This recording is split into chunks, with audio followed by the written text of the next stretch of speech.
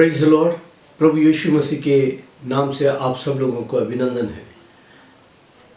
आज मैं कुछ अनुभवों को मेरी व्यक्तिगत जीवन में, मेरी पर्सनल लाइफ में जो एक्सपीरियंसेस है, जो साधु किशन सिंह जी हैं और सिस्टर शांता कौर जी है, उनके साथ मैं कुछ अनुभवों को परमेश्वर के वचन के आधार से किस तरह वो साधु जी ने मुझे ये बातों को सिखाया, मैं वो बात आप लोगों को सामने में रखना, आप लोगों के सामने में रखना चाहता हूँ। वैसे मैं थोड़ा सा अपना परिचय देना चाहता हूँ। मेरा नाम MRK दीपक, मैं हैदराबाद निवासी हूँ। 1984 में जब मैं हायर सेकेंडरी पढ़ रहा था, +2, उस समय साधु किशन सिंह जी ने और सिस्टर शांता कौर, ये दोनों का हमारे गुंटूर में, आंध्र प्रदेश में गुंटूर टाउन में उनका मीटिंग्स चल रहा था। तो कुछ दिनों से पहले ही, वो मीटिंग शुरू होने के 1-2 महीने पहले ही, मैंने मसीह के लिए जीवन, ये किताब मैंने साधु जी का लाइफ बायोग्राफी, उनका जीवन के विषय मैंने पढ़ा था। मैं इतना प्रभावित हूँ क्योंकि एक समय में जो ये किताब है, a life for Christ, living witness of Sadhu Kishan Singh, ये सिस्टर शांता कौर जी ने लिखा है।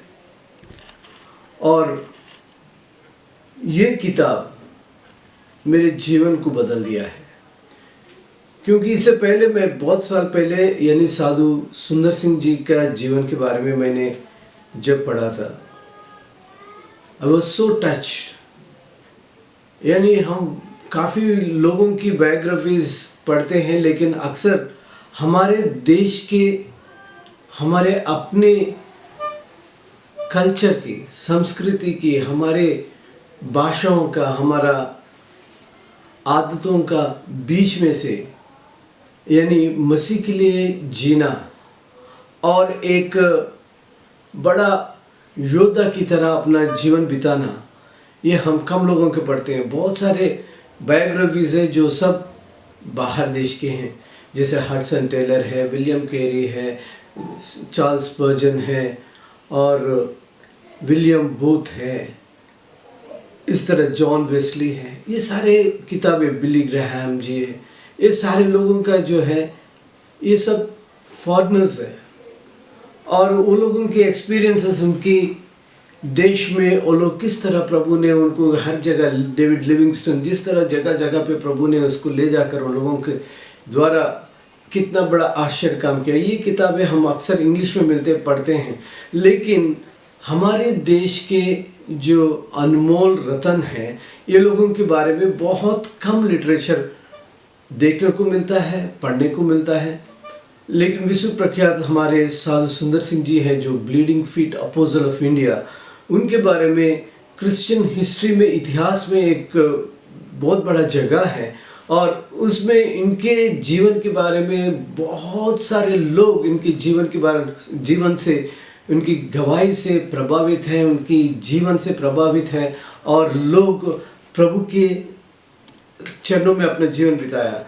और उसके बाद साधु सुंदर सिंह के बाद पंजाब से 5 अनमोल रत्न, यानी द 5 ज्वेल्स ऑफ पंजाब, मैं कहता हूँ। यानी जैसे Punjab is a state of 5 reverse, 5 नदियों बहने वाली एक देश, एक राष्ट्र है। और इसी तरह 5 खंबे की तरह, 5 अनमोल मोतियों की, ज्वेल्स की तरह, हीरों की तरह, यानी पंजाब से परमेश्वर ने अपने लिए चुनकर गवाही की रीति से खड़ा किया है। उनमें से सबसे पहले है साधु सुंदर सिंह जी है, दूसरा है साधु करतार सिंह, तीसरा है ब्रदर बख्श सिंह, चौथा है साधु किशन सिंह और 5वां व्यक्ति यानी साध्वी हमारी बहन सिस्टर शांता कौर जी है। इनकी जीवन के द्वारा, इनकी गवाहियों के द्वारा, इनकी प्रैक्टिकल लाइफ के द्वारा, यानी विश्व में भारत देश के लिए एक बड़ा गर्व की कारण बन गया है। क्योंकि इनके द्वारा सारे लोग जो उनके जीवन को पढ़ने के बाद उनके जीवन में इनके लाइफ टेस्टिमनी एक छाप की तरह पड़ गया, और कई लोगों को कई प्रकार की आशाओं को हमको देखने को मिलता है। और जैसे साधु किशन सिंह जी, सिस्टर शांता कौर जब आंध्र प्रदेश में 1984 में आया था और 1985 में लगातार, उस समय हर साल एक बार आता था, और उस समय मैंने साधु जी का, सिस्टर शांता कौर जी का मीटिंग गुंटूर टाउन में मैंने पोस्टर देखा था। उस समय मैं कॉलेज वहीं पढ़ता था और मेरा मन वो फोटो देखने के बाद, जैसे मैंने किताब आपको दिखाई, वो फोटो देखने के बाद मेरा मन बहुत उत्साहित हुआ। यानी ये लोग बाकी इतने जितने लोगों के हम बायोग्राफीज पढ़े थे, एक पहले एक समय में रहता था, ऐसे काम किया था, लेकिन ये जो है एक लिविंग विटनेस है, यानी जीवित गवाह के रीति से हमारे सामने आ रहे हैं। उनसे इनको देखना एक बहुत बड़ी बात है। तो जब मैंने वो मीटिंग अटेंड किया था तो एक हैरान वाले की बात है, वो लोग अपना प्रचार हिंदी में कर रहा था।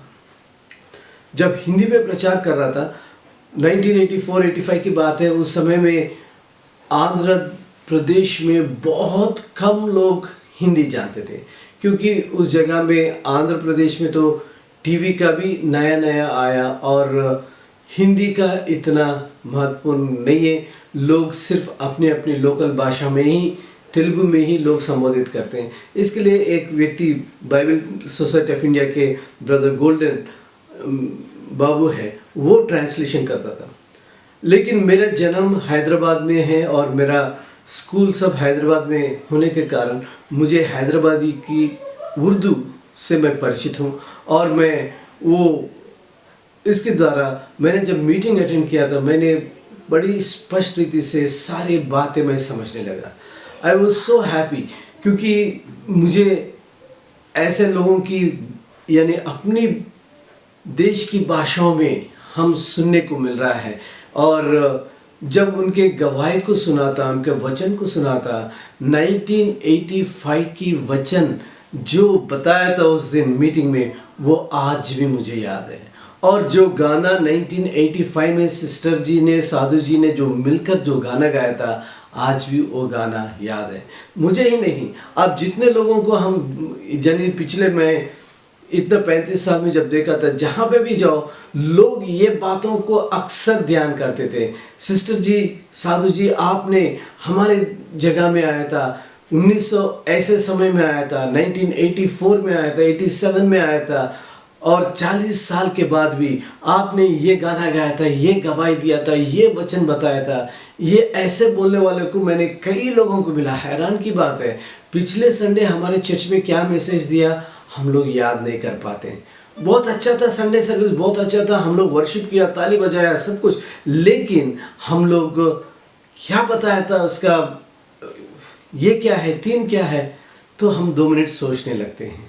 लेकिन साधु जी की और सिस्टर जी की जो प्रभु ने उनके ऊपर जो अभिषेक दिया था, उनकी गवाही और उनके वचन और उनकी प्रैक्टिकल लाइफ सबसे महत्वपूर्ण है। उनके प्रैक्टिकल लाइफ जो है, वचन के साथ मिलकर चलना, और ये बात मैंने देखा है।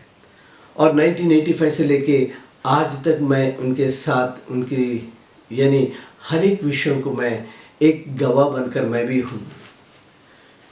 क्योंकि मैं बताया था, जैसे मुझे हिंदी समझ में आता है, तो फिर मैंने साधु जी से, सिस्टर जी से मीटिंग के बाद काफ़ी लोग मिलना चाहते थे, लेकिन भाषा नहीं आने के कारण सब लोग दूर दूर रहते थे।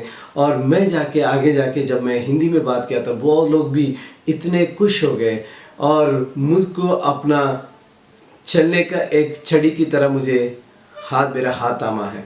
क्योंकि उनको बाजार जाना है, कुछ भी खरीदना है, तो दीपक हमारे साथ चलो, तो मैं जाके दुकान में उनको जो चाहिए मैं खरीदता था। जब उनके टिकट्स करना है, उनको कुछ भी चाहिए, तो मैं सवेरे से लेकर शाम तक उनके साथ रहना, ये प्रभु ने मुझे बहुत बड़ी सौभाग्य दिया है। और इसके बाद 1998 में जब साधु जी की मृत्यु की अवस्था में है, डिब्रूगढ़ हॉस्पिटल में है, तो हॉस्पिटल में साधु जी ने मुझे देखने का जिक्र किया, मैं भाई दीपक को देखना चाहता हूँ। सिस्टर ने मुझे तुरंत फ़ोन किया था, भाई दीपक साधु जी की तबीयत ठीक नहीं है, प्रार्थना करना। जैसे मैंने प्रार्थना कर रहा था, मेरे मन में एक इंस्पिरेशन हुआ था कि मैं जाके मिलूं। तो मैं घर में बताया तो तुरंत मम्मी ने मुझे वहां जाने के लिए मुझे सब इंतज़ाम किया था, और मैं वहां से 3 दिन के बाद ट्रेन सफ़र में मैंने असम पहुंचा। इससे पहले मैं कभी असम नहीं आया। असम में कहाँ पहुंचना है, सिर्फ मेरे पास पोस्टल एड्रेस है। वो पोस्टल एड्रेस लेकर मैंने 14 दिन यहाँ जब पहुंचा था तो लोग बताया घर में नहीं है, हॉस्पिटल में है। तो हॉस्पिटल लेके गया मुझे, यानी पड़ोसी के लोग मुझे हॉस्पिटल तक लेके गया। और हॉस्पिटल में जब मैं साधु जी को मिला था, मेरे नाम सुनते ही दीदी ने बताया, प्राजी दीपक आया। तो मेरा नाम सुनते ही हाँ बोल के थोड़ा उठ के बैठ गया। साधु जी ने बिस्तर में ही ऐसा बैठ गया और अपना हाथ आगे बढ़ाया, और मैं हाथ थामा है, हाथ को चूमा है और मुझे आशीष किया है।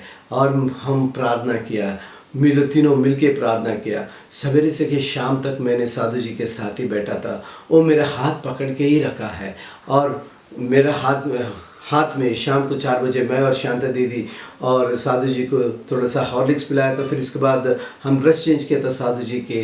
मेरे हाथ पकड़ते हुए वो सो रहे थे, उसका नाक बजने की आवाज़ आ रहा था, अच्छे गहरे नींद में सो रहे थे। अचानक बंद हो गया, तो मेरा हाथ पकड़ा हुआ है, तो मैं हाथ निकाल नहीं सकता हूँ। तो दीदी नीचे गए, आते ही बस तुरंत थोड़ा सा तकिया अपना पिलो एडजस्ट करने लगा, तो साधु जी नहीं है। तो मुझे देखकर, मुझे आशीष देकर, मेरे हाथ थाम कर साधु जी ने अपनी यात्रा पूरा किया था। इसके बाद मैं अपने आप को मैं संपूर्ण रीति से सेवकाई के लिए समर्पण किया। 1999 में मैं शांता दीदी के साथ मिलकर ये सेवकाई में मसीह के लिए जीवन, लिव फॉर क्राइस्ट किया। इसके बाद हम शांता दीदी को लेके असम से बाहर आया, पूरा इंडिया में, कश्मीर से लेके कन्याकुमारी, बंगाल से लेके राजस्थान तक, पूरा इंडिया को एक क्रॉस के निशान में हम लोग 4 महीने टूर किया था। करीबन एक जगह 100-200 प्रोग्राम्स चलते थे, और कौन सा संडे कौन सा मंडे पता नहीं चलता था, कौन सा सवेरे कौन सा दोपहर।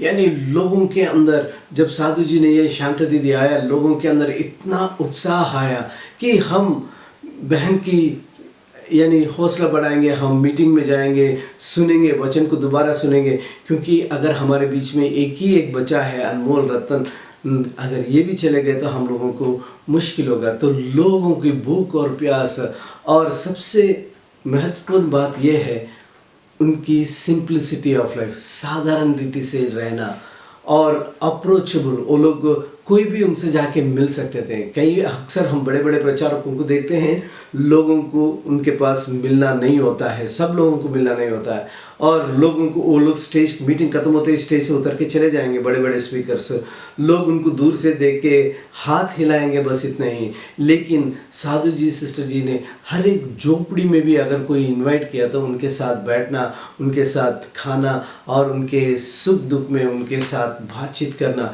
ये सारी बातें मैंने सीखा था। आज की वचन के विषय भी यही है, विश्वास से चलना।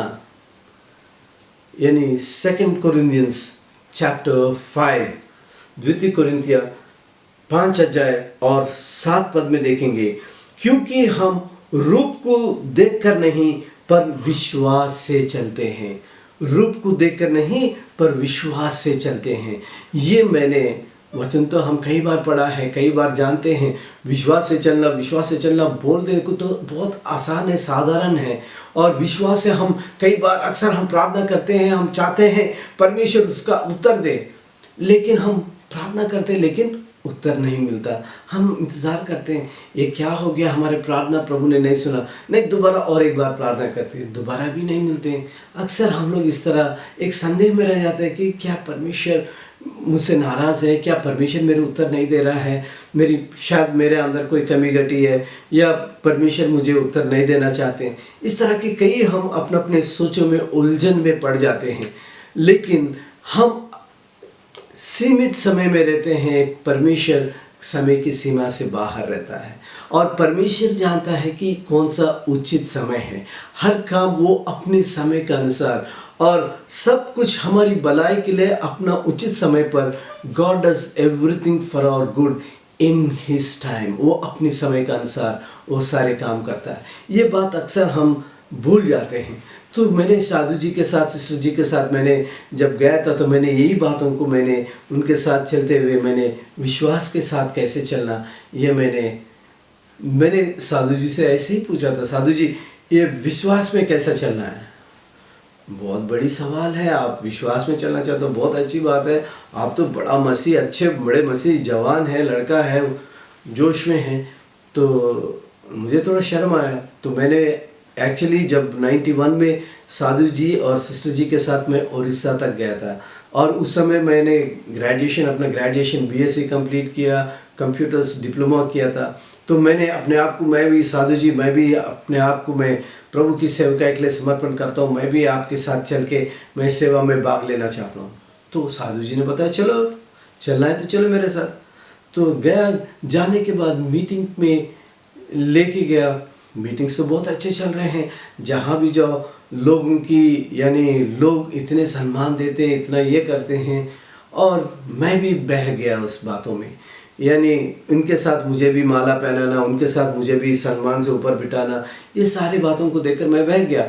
मैं अपने आप को, मैं भी बहुत खुश हो जाता था कि मैं भी प्रभु की सेवा में भाग ले रहा हूँ और मुझे भी थोड़ा बोलने के लिए बोलते हैं तो मैं कुछ अपना परिचय देता हूँ, ये सब करता हूँ। मैं सोच रहा हूँ मैं सब सीख रहा हूँ और मैं किताब में उनकी वचन को मैंने लिखना, ये सब करना, ये सब ठीक है। वचन में हम देखा है, हम रूप से नहीं लेकिन विश्वास से चलना, विश्वास से साथ चलना। इसके महत्वपूर्ण बात यह है, हम विश्वास से चलना है तो हम सबसे पहले, अगर हम विश्वास के चलने का मतलब है, और इसके लिए सबसे ज़्यादा 3 विषय होता है।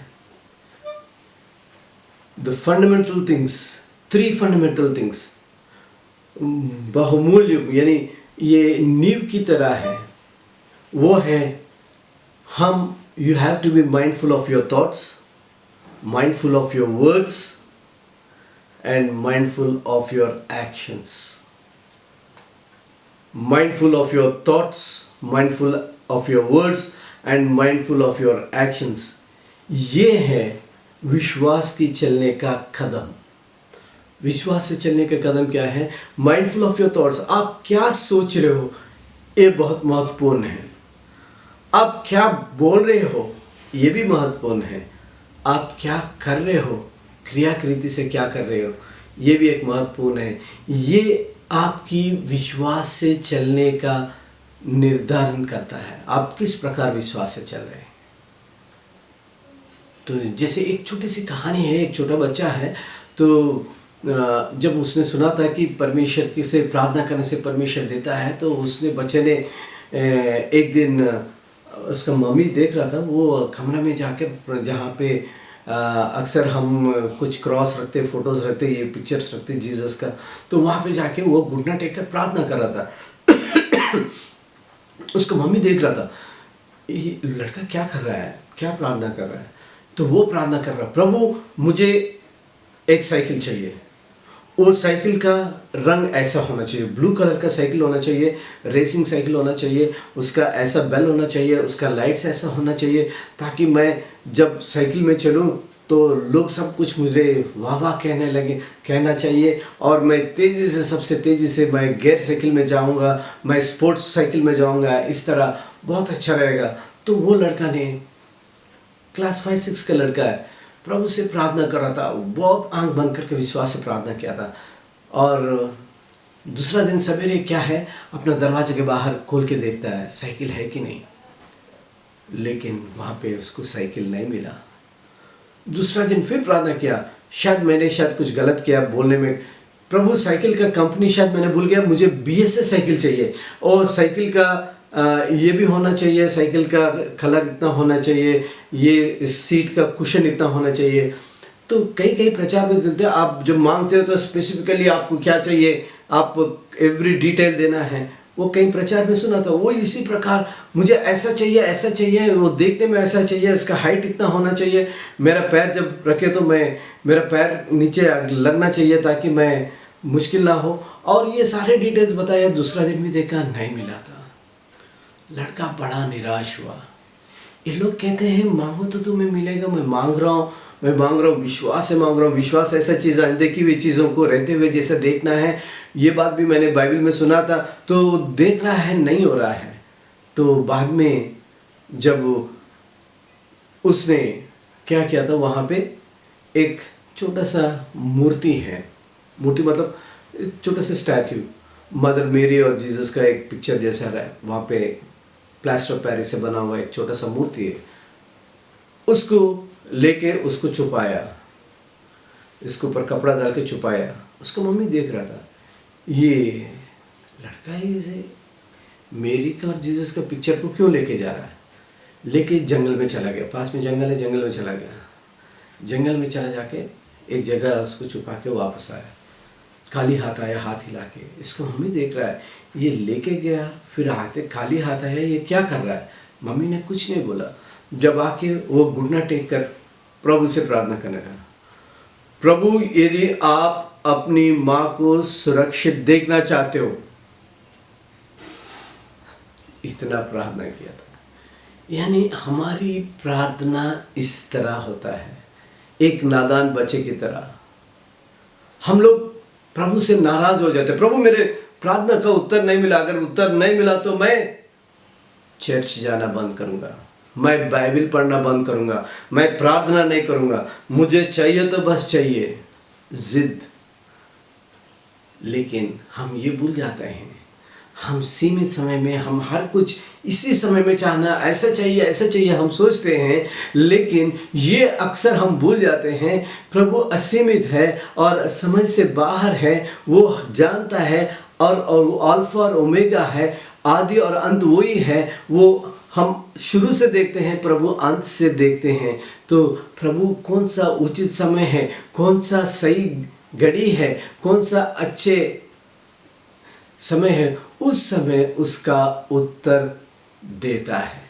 इस प्रकार यानी हमारी अक्सर हमारी प्रार्थना इस तरह, हम लोग क्या सोचते हैं ये बड़ी महत्वपूर्ण है, हम क्या बोलते हैं ये भी बड़ी महत्वपूर्ण है, हम क्या करते हैं ये भी एक बहुत महत्वपूर्ण बातें हैं विश्वास से चलने के लिए। और हम क्या सोचते हैं, you have to guard your thoughts. Bible में लिखा है, नीति वचन 4:23 में लिखा है, guard your heart diligently, out of it flows the issues of life. अपने हृदय को संभालो क्योंकि इसके अंदर से जीवन का स्रोत निकलता है। बाइबल में किसी के बारे में संभालने के लिए नहीं कहा है, मुझ पर देव बोला, लेकिन हमें प्रभु ने एक काम बताया, हम we have to guard our heart diligently. हम अपने हृदय को संभालना है क्योंकि हमारे सोच विचार उसी से निकल के आता है और उसमें जीवन का स्रोत आता है। Guard your heart diligently, out of it flows issues of life. हमारी सोच जो है वो हम परिस्थितियों में किस प्रकार हम अपना परिस्थितियों को सामना करता है उसके ऊपर निर्धारित होता है, और हम दुनिया में वो सोच से लेकर किस तरह आगे बढ़ रहा है उसके ऊपर भी विश्वास करता है। और हमारा विजय की ओर भी एक चाबी की तरह, की तरह है। हम अगर कोई हासिल करना चाहेंगे, ये हमारी सोच, हमारे विचार किस प्रकार में रखा है, किस रीति से जा रहा है, किस प्रकार हम सोच रहे हैं, और ये इसके लिए बहुत महत्वपूर्ण बात है। और देखेंगे फिलिपिया 4 को देखेंगे, फिलिपिया 4:8 में, Philippians chapter 4:8, finally brothers, whatever is true, whatever is honorable, whatever is just, whatever is pure, whatever is lovely, whatever is commendable, is there anything excellence, if there is anything worthy of praise, think about these things.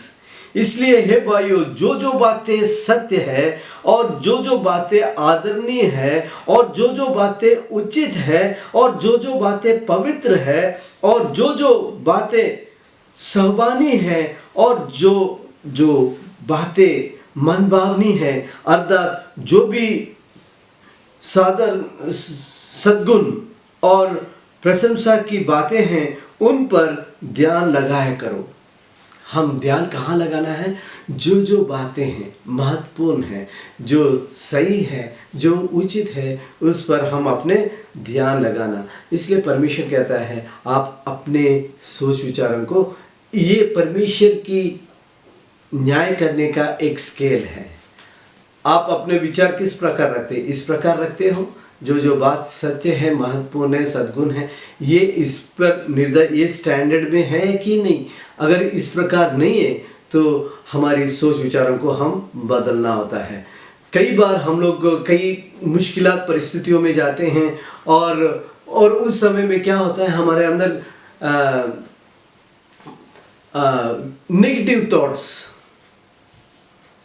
यानी negative thoughts निकल के आते हैं। और उस negative thoughts में क्या होता है कि इसमें चिंता रहता है, संदेह रहता है, और कभी कभी इतने डरावनी वाली, हमारी बेचैन करने वाली डर भी रहता है, क्या होगा, अभी क्या होगा, हालात ऐसे हैं, घबराहट, एक संदेह, क्या प्रभु ने मदद नहीं किया तो आखिरी में अगर प्रभु मदद नहीं किया तो क्या होगा, ऐसे एक डरावनी बातें यानी हमारे दिमाग में उठती हैं। अगर हम अपने हृदय को संभाल कर उसको आधीन में नहीं रखते हैं तो हम इसके लिए बहुत यानी हम सफलता में आगे नहीं बढ़ पाएंगे। और इसके लिए हम देखेंगे 2 कोरिन्थियंस चैप्टर 10 वर्स 3 to 5। क्योंकि यद्यपि हम शरीर में चलते फिरते हैं तो भी शरीर के अनुसार नहीं लड़ते, क्योंकि हमारी लड़ाई के हथियार शारीरिक नहीं पर गाड़ों को ढा देने के लिए परमेश्वर के द्वारा सामर्थ्य है। इसलिए हम कल्पनाओं और हर एक ऊंची बात का जो परमेश्वर की पहचान के विरुद्ध में उठती है खंडन करते हैं और हर एक भावना को कैद करके मसीह का आज्ञाकारी बना देते हैं। यानी हम इस प्रकार जब तक हम परमेश्वर की पहचान के विरुद्ध में, परमेश्वर सर्वशक्तिमान परमेश्वर है, परमेश्वर प्रेमी परमेश्वर है, परमेश्वर कहता है आप अपना चिंता फिक्र मेरे ऊपर करो, मैं तुम्हारा ध्यान करता हूँ। अगर परमेश्वर के वचनों को अगर हम विश्वास नहीं कर पाया, भरोसा नहीं किया, संदेह किया, तो परमेश्वर की पहचान के विरुद्ध में उठने वाली हर एक बातों को हम क्या करना है? खंडन करना है, उसको बंदी बनाकर परमेश्वर के आज्ञाकारी में, परमेश्वर के वचन के पास लेके आना है। परमेश्वर, मेरे मन में ऐसा विचार निकलता है, मेरे मन में ऐसा संदेह आता है, मेरे मन में ऐसा डरावनी की विषय मुझे व्याकुल कर देता है, बेचैन करता है, लेकिन प्रभु मैं सारे बातों को मैं खंडन करके आपके आज्ञाकारी में लेके आता हूँ। अगर हम इस तरह अगर हम अपने आप को नहीं करेंगे, हम असफलता में जाएंगे। और परमेश्वर के वचन यानी आइजिया चैप्टर 26, यशायाह नबी की किताब 26 अध्याय 3 पद में, you keep him in perfect peace whose mind is stayed on you because he trust in you. जिसका मन तुझ में धीरज धरे हुए हैं, उसकी तू पूर्ण शांति के साथ रक्षा करता है, क्योंकि वो तुझ पर भरोसा रखता है। यानी अगर हम परमेश्वर के ऊपर हम धीरज धर के उसके ऊपर इंतज़ार करता है, वो हमारी रक्षा करता है और वो हमारे समस्या का समाधान करता है। अगर हम बीच में से डर के पीछे हटेंगे तो हम उसके यानी हम अपने दिमाग से हम हार जाते हैं। और दूसरी बात है, हम अपने शब्दों को सही ढंग से इस्तेमाल करना। यानी नीति वचन 28 अध्याय 24 पद में लिखा है, जीवन और मृत्यु आपकी जीभ के वश में हैं। और अगर हम क्या बोल रहे हैं, हमारे मुंह से किस तरह की बातें निकलते हैं। यशायाह नबी कहते हैं, हे प्रभु मेरे होठों को छू ताकि मैं प्रभु उसे पवित्र कर। परमेश्वर ने इसे कहता है मैं तुमको चुना है, मैं तुमको इस्तेमाल करूँगा। तो वो कहता है हाय हाय मेरे लिए, यानी मैं परमेश्वर को सुना है, मैं इतना योग्य नहीं हूँ और परमेश्वर मेरे होठों को छू ले प्रभु। यानी परमेश्वर ने अंगारे को लेकर उसको होठों को छुआ है, मतलब उससे पाक और पवित्र किया है। क्योंकि अगर हमारी इच्छा तो बहुत कुछ रहता है, लेकिन हमारे बातें कुछ और कहता है। इसलिए यानी यशायाह भक्त ने इस तरह अपने आप को समर्पण किया। क्या हम विश्वास की बातें करते हैं या हमारे आवाज़ में संदेह की बात आते हैं या डर की बात आते हैं? हम लोग एक पल के लिए हम सोच के अपना हृदय में ध्यान करना है, क्योंकि ये कैसा होगा मुझे पता नहीं है। मैं देख रहा हूँ परिस्थिति तो बहुत बुरा है, मैं क्या करना मुझे समझ में नहीं आ रहा। ये सब अविश्वास की बातें हैं और आपकी बातें ये प्रकट करती हैं कि आप परमेश्वर को भरोसा करता कि नहीं। मैथ्यू चैप्टर 12, मत्ती रचित सुसमाचार 12 अध्याय अगर हम देखेंगे, मत्ती रचित सुसमाचार 12 अध्याय को और उसमें हम लोग अगर 37 को देखेंगे, For by your words you'll be justified and by your words you'll be condemned। क्योंकि तू अपनी बातों के कारण निर्दोष और अपनी बातों ही के कारण दोषी ठहरा जाएगा।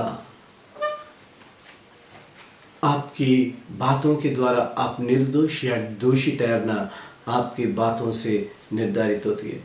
इसलिए you have to be man of few words. इसलिए परमेश्वर के सम्मुख हम लोग बहुत कम शब्द बोलने वाले रहना है। परमेश्वर की हर बात में स्तुति, इसलिए स्तुति बलि हम परमेश्वर को चढ़ाते हैं। बलि जब भी हम शब्द कहते हैं उसमें एक मृत्यु होती है और उसमें दर्द होता है, और हमारी दुखों में हमारी दर्दों में स्तुति करना परमेश्वर की बाता हुआ एक यानी आराधना है। क्योंकि प्रभु यीशु हमारे लिए क्रूस का दर्द सहा और हमारे लिए वो सब कुछ ये हमारे बातों को उठाया। अगर यही बातों को मैं जब ये बताता हूँ, मुझे साधु जी सिस्टर जी के साथ जब मैं उड़ीसा तक गया, मैं अपने आप को समर्पण करके मैं भी सेवा करूँगा। पहले मीटिंग्स में तो बहुत अच्छा चल रहा था, बहुत सब कुछ था। बाद में गंजाम डिस्ट्रिक्ट एक है उड़ीसा में, उस गंजाम डिस्ट्रिक्ट में एक पहाड़ के ऊपर एक गाँव है, वहाँ पे हम लोग गाड़ी में जा रहा था, जीप में जा रहा था। यानी वहाँ पे जीप में एक कार में जा रहा था। मैं, साधु जी और शांता दीदी हम लोग कार में बैठे हैं और हमारे आगे जो ऑर्गेनाइजर से, उस पास्टर से लोग सब लोग एक जीप में जा रहा है, हम लोगों को एम्बेसडर कार में पीछे हम लोग जा रहा है। तो पहाड़ों में तो जीप बहुत अच्छा से चल जाता है, वो तेज़ी चल गया और रास्ते में जाते जाते जीप का क्या हुआ था, पानी, रेडिएटर में पानी खत्म हो गया। क्या इस कारण से गर्मी से धुआं आ रहा, तो ड्राइवर ने क्या किया, इसको थोड़ा साइड रखा था। तो हमने पूछा भाई क्या हो गया, वो बताया कि इंजन गर्म हो गया, थोड़ा ठंडा होना है। बैनेट उठाया और वो पानी लेने कैन लेके, मैं पास में से पानी है, तालाब है, वहाँ से मैं पानी लेके आता हूँ, आप गाड़ी में बैठिए। ठीक है, गाड़ी में बैठेंगे। गाड़ी में बैठाया है तो उसने हैंड ब्रेक डालना भूल गया और एक थोड़ा साइड करके रोक दिया और कुछ समय के बाद अपने आप गाड़ी पहाड़ के ऊपर साइड रखा था, वो सीधा हो गया और पीछे पीछे चलते जा रहा, सॉरी, मैं जीप में था और पीछे साधु जी और दीदी पीछे गाड़ी में, कार में आ रहा था। जब मैं पीछे सीट से देख रहा था, कार पीछे जा रहा, ड्राइवर बैनेट ऊपर उठा है। अरे ये क्या हो गया, हम लोग जीप रोका है। मैं दौड़ के नीचे उतरा और भी कुछ लोग उतरे, तब तक गाड़ी पीछे पीछे चले गए। और बाकी इधर पहाड़ के नीचे बड़ा खाई है, अगर उसमें गिरा तो आदमी बचना मुश्किल है। और ये लोग को सामने कुछ भी दिखाई नहीं दे रहा, क्योंकि बैनेट उठा हुआ है फ्रंट में और कुछ भी दिखाई नहीं पड़ रहा। वो लोग आराम से बैठे हैं, प्रार्थना कर रहा है, कोई भी डर और टेंशन नहीं है, कुछ चिंता नहीं है। तो अचानक वो जाके साइड में जाके एक पेड़ को टेक लेके गाड़ी रुक गया। तो तुरंत हम लोग जाके वहाँ पे टायर के नीचे पत्थर रखा है और इसके बाद इसका गियर को यानी गियर में रख के उसको हम लोग हैंड ब्रेक लगा के, ड्राइवर का आया तो ड्राइवर बोले मैं हैंड ब्रेक डालना भूल गया था। तो पानी डाला, चलो कोई बात नहीं कोई बात नहीं। तो साधु जी ने बताया, तो फिर गाड़ी, फिर हम मीटिंग में गए। मीटिंग में जाने के बाद वहाँ पे मीटिंग में देखा लोगों के पास इतना गरीबी है वहाँ पे, और कुछ घर हैं यानी 50-60 घर हैं पहाड़ के ऊपर, और उनमें भी उन लोगों का कई डिनोमिनेशन है। कोई कहते हैं हम लोग कैथोलिक है, कोई कहता है हम लोग जीएल का है, और कुछ लोग कहते हैं हम कोई इंडिपेंडेंट मिशन का है। 50 परिवारों में 150-200 आदमी होंगे, उसमें भी उन लोगों का विभाजन है। तो लेकिन मीटिंग के लिए सब लोग मिलके आया था, सब लोग आया था, और उनके पास पैसे नहीं है, इनके कारण वो लोग टेंट भी नहीं बन पाया। सारे लेडीज़ की सैरीज को किनारे किनारे में बांधकर बड़ा रंग बिरंगे टेंट की तरह बनाया, टेंट की तरह बनाया। हम लोगों को टेबल चेयर में डाला, बिठाया, हम लोग वहाँ बैठे। जब देख रहा था वो साधु जी ने मुझसे कहा, मैं उनके पास में बैठा था, दीपक मीटिंग नहीं होगा। मैं बोला साधु जी क्यों? अभी बारिश होने वाला है। ऊपर देखा कहीं पे भी बादल नहीं है, कहीं पे भी बादल नहीं है, कहीं पे भी यानी ऐसा कोई ऐसा ये नहीं है कि बारिश होगा, संभावना नहीं है। तो मैं बोला आप तो ऐसे ही मजाक कर रहे हैं, यहाँ पे तो एक बादल भी नहीं है। अरे अरे देखो देखो बादल कितना देर में आता है। तो वो लोग उस मीटिंग स्टार्ट किए, 1-2 गाना गा रहा था, अचानक इतने बादल, घना काला बादल छाया और बारिश जोर से, यानी आदमी को संभालने का 2 मिनट भी टाइम नहीं हुआ, इतनी जोर से मूसलाधार बारिश होने लगा। पूरा इनके टेंट सब नीचे गिर गया, सारे लोग बाहर दौड़ा, इधर उधर दौड़ा, और पूरा इनका पूरा जगह सब गीला गीला हो गया, बैठने का लायक नहीं है। तो लोग अभी क्या करेंगे, खड़ा हो जाएंगे। सब लोग खड़े हो गए। तो दूसरी बात, तो साधु जी ने बताया, और ये लोग जितना कोशिश करो आज मीटिंग नहीं होगा, आज प्रभु ने ये जगह को साफ करना है। तो लोग बोला नहीं, वहाँ पे एक स्कूल कंपाउंड है, स्कूल कंपाउंड में हम लोग जाएंगे, वहाँ पे वरंडा, बड़ा लंबा वरंडा है, हम लोग वहाँ बैठ के मीटिंग करेंगे। वहाँ बैठ के मीटिंग अरेंज करने लगा, और उनका माइक सेट खराब हो गया, और इतने ज़ोर से बिजली कड़क रहा है, तो कुछ भी लोगों को, और ऊपर टीना का है आवाज़, बारिश की आवाज़ इतना ज़ोर है, कुछ भी सुनाई नहीं दे रहा। तो साधु जी ने बताया आज का मीटिंग कैंसिल, आज पवित्र शुद्ध कर रहा परमेश्वर, कल सवेरे आना। तो दूसरा दिन मीटिंग हुआ, लास्ट डे मीटिंग हो रहा था। तो साधु जी ने कहा आप लोग यहाँ पे एक अच्छा शेड क्यों नहीं बनाते? तो लोग बताया साधु जी हमारे पास पैसा नहीं है, ऐसा कोई मिशनरी सपोर्ट करने वाले थे, नहीं किया ऐसे से। साधु जी ने बताया कितने लोगों को हाथ उठाइए, सब लोग हाथ दिखाया, तो पैर दिखाए, सब लोगों का पैर है, चले फिरिए, सब लोग इधर इधर घूमा, सब ठीक है। तो फिर आपके सारे बॉडी पार्ट सब ठीक है, अंग प्रत्यंग सब कुछ ठीक है, आप क्यों भिखारी की तरह वो देगा क्यों करते हैं? अपने आप से क्यों नहीं कर सकते? तो लोगों को समझ में नहीं आया। लो आपके चर्च के लिए मैं देता हूँ, अपना पॉकेट से पर्स निकाला, जितना पैसा है सब वहाँ पे रख दिया, और बोला है अब मेरी बहन रखेगी। शांता दीदी भी अपना हैंड बैग निकाला, जितना पैसा सब कुछ वहाँ पे रख दिया। अब मुझसे भी बोला, मैं भी रख दिया, तो सारे पैसा हम लोग वहाँ पे रख दिया। फिर ये देखने के बाद एक छोटा लड़का ने अपना एक पेंसिल था, लाके मैं पेंसिल देता हूँ, मेरे पास यही है। तो एक ने मफलर दिया, एक औरत ने अपना कान पुली निकाल कर वहाँ पे डाल दिया। लोग दौड़ दौड़ के अपने पास जो कुछ घर जाके कुछ बड़े बड़े पीतल के पात्र है, ये है वो है, सारे लगाने लगा, और लोग कागज़ में लिखने लगा, मेरा ये तारीख में मेरा तनख्वाह आएगा या मेरा पैसा इतना आएगा, उसमें से मैं इतना देता हूँ, कागज़ लिख के। और वो सारे मीटिंग के बाद मैंने जब गिनती किया था वो 21,000 रुपये थे। उन समय में बहुत बड़ी रकम है। और तुरंत उस दिन वो लोग थोड़ा सा सीमेंट और रे लेके साधु जी से फाउंडेशन दिलवाया था। आज वो जगह करीबन 300 मेंबर की कलीसिया, बड़ा कलीसिया बना है, और उसमें सारे अलग अलग समय से अपना कलीसिया, गिरजा, अपना चर्च करते हैं। इस प्रकार की एक विश्वास की बात है मैंने देखा। तो हमने देखा ये तो विश्वास की बात हम सुनते हैं, हम क्या सोचते हैं, क्या बोलते हैं, इसके ऊपर निर्धारित होता है, और यहाँ हम प्रैक्टिकली देख रहा है। फिर इसके बाद वहाँ से मीटिंग से हम लोगों को पहाड़ से नीचे लेके आया। नीचे लेके आने के बाद साधु जी ने कहा हम लोग यहाँ से रांची जाएंगे, रूरकेला जाएंगे मीटिंग के लिए, और भाई दीपक आप अपने घर वापस जाना। तो मेरे पास और कोई उपाय नहीं है। ठीक है, तो मैं बोला साधु जी टिकट, अरे पैसा हम किसी के पास नहीं है, हम सब लोग पैसा दे दिया ना। चलो प्रभु ने अभी तो बताया हम लोग हैंडीकैप नहीं है, हमारे पास दो दो पैर हैं, किस काम के लिए? चलने के लिए, चले चले जाते, हम इधर चले जाएंगे आप उधर चले जाना। तो शायद आप हफ्ता 10 दिन 15 दिन में तो घर पहुंच ही जाएगा, पहुंचे जाने के बाद एक खत लिख देना।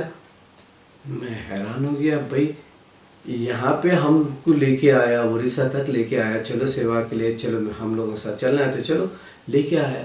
यहाँ पे मेरा सब कुछ ख़त्म हो चुका है, मेरे पैसे ख़त्म हो चुका है, और मेरी ज़िंदगी में मैंने कभी ऐसा परीक्षा में नहीं पढ़ा। अब बोलते आप चले जाओ, अभी रास्ता तो पूछ के जा सकते, लेकिन इतना दूर पैदल जाना और किसी से उधार नहीं मांगना।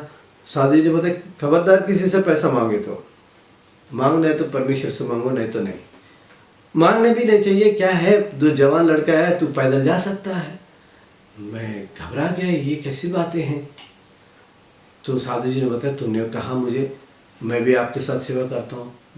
सेवा तो विश्व में बोला, हम लोग बोला ये तो विश्वास की सेवा है, विश्वास से चलना है, तो चलो विश्वास के साथ। तो हम हैरान हो गया, भाई डर गया मैं, अभी ये विश्वास से चलना मेरी बस की बात नहीं है। क्यों, क्या हम लोग व्हाट आर वी डूइंग, हम क्या करते हैं, इसके ऊपर भी रहते हैं। परमेश्वर का वचन चलता है विश्वास के बिना, क्रिया के बिना आपका विश्वास व्यर्थ है। याकूब पत्री, ये अगर हम देखेंगे याकूब पत्री में लिखा है विश्वास के बिना हमारा यानी सब व्यर्थ है, हमारा क्रिया के बगैर हमारा विश्वास व्यर्थ है। अगर हम देखेंगे याकूब पत्री 2 अध्याय में देखेंगे और 26 पद में, याकूब जेम्स चैप्टर 2 वर्स 26, अतः जैसे देह आत्मा बिना मरी हुई है, वैसे ही विश्वास भी कर्म के बिना मरा हुआ है। तो साधु जी ने बताया भाई अभी आपका विश्वास कर्म के बगैर व्यर्थ है, तो आप चलिए पैदल अभी निकलिए, चलो शाम को खाना खाने के बाद आराम से कल सवेरे निकल के चले जाना, और रात में कहीं कहीं जगह अच्छा जगह देख के रुक जाना, कहीं दुकान के सामने, कहीं इधर। हम लोग तो अक्सर ऐसे ही करते हैं। तो मेरे अंदर तो परेशानी, हम लोग बातें कर रहे थे ऐसे सारे बातें, तो मेरे चेहरे के अंदर, साधु जी तो मजाक कर रहे, मेरे चेहरे के अंदर रंग बदल जा रहा है, चेहरे में एक डर, भय, उदास, सब कुछ, जितना वचन सुना था सब गायब, और हकीकत जब सामना करना पड़ा मेरे अंदर घबराहट शुरू हो गया।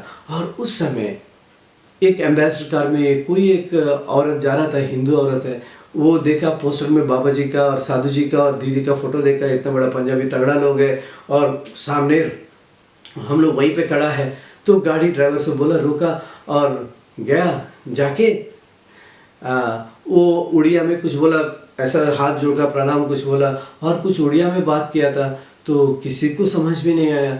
और साधु जी से प्रार्थना, अच्छा साधु जी ने सोचा शायद प्रार्थना के लिए बोल रहे, और साधु जी ने उनके लिए प्रार्थना किया, वो भी उर्दू में प्रार्थना किया, उसको भी एक लफ्ज़ समझ में नहीं आया।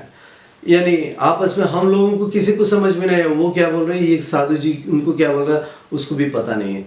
आमीन कर दिया, हो गया बोला, तो वो बोला अच्छा, तो अपने पर्स से कुछ निकाला, कवर में रखा, दिखाई भी नहीं दिया क्या किया, वो कवर लेके साधु जी के हाथ में दे दिया, साधु जी ने उसको मेरे पॉकेट में रखा।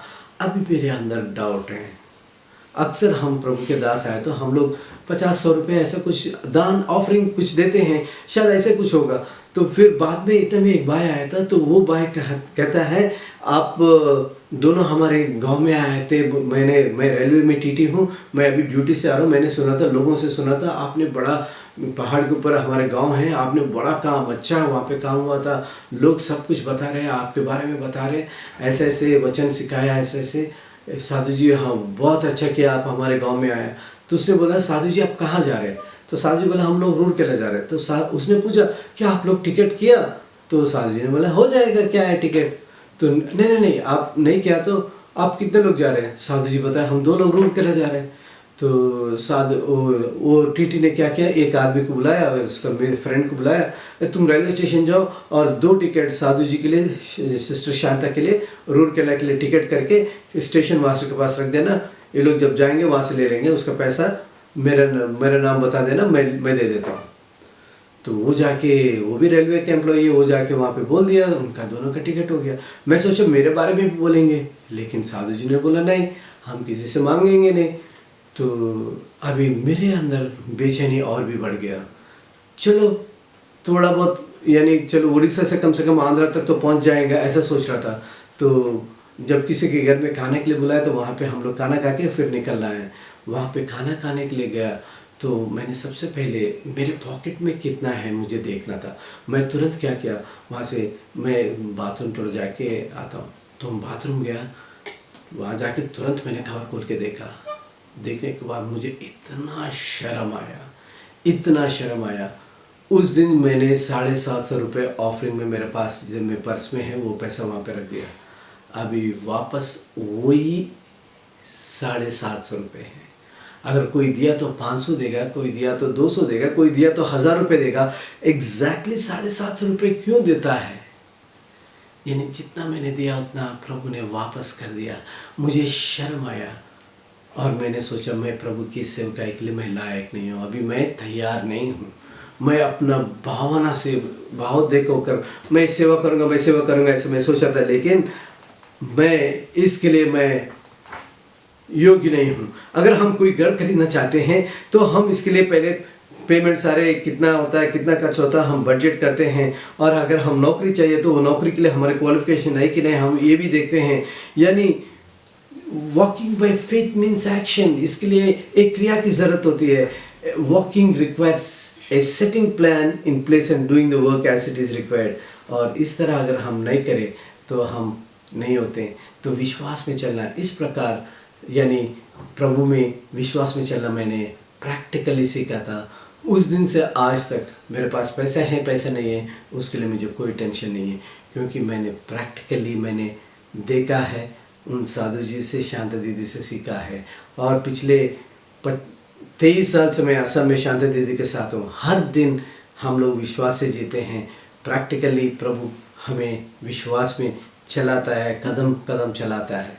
मैं प्रभु को धन्यवाद देता हूँ। ये गवाही प्रभु आशीष दे। और जितने लोग सुन रहे हैं मैं उनके लिए भी प्रार्थना करता हूँ। धन्यवाद पिता परमेश्वर, जो वचन सुना है प्रभु उनके हृदय में प्रभु ऐसा विश्वास को पैदा कर। प्रभु क्रिया के बगैर विश्वास व्यर्थ है। प्रभु उनके जीवन में, उनके सोच, उनके विचार, प्रभु उनकी हर एक बात आपकी दृष्टि में अंगीकार हो, आप में बने रहें, आपके विश्वास में बने रहें, आप में दिन ब दिन बढ़े, ऐसा आशीष अनुग्रह प्रदान कर। हर एक गलती को, भूल चूक का अपराधों को क्षमा करना। हर एक बीमार आदमी को प्रभु आपके चरणों में रखते हैं, क्योंकि तू ही डॉक्टरों का डॉक्टर है। तुम्हारा वचन ही दवाई है, तुम्हारा अनुग्रह चंगाई है। प्रभु अपने वचन को भेजकर सबको शरीर प्राण आत्मा की चंगाई प्रदान कर, यीशु के नाम से amen. God bless you all. Thank you.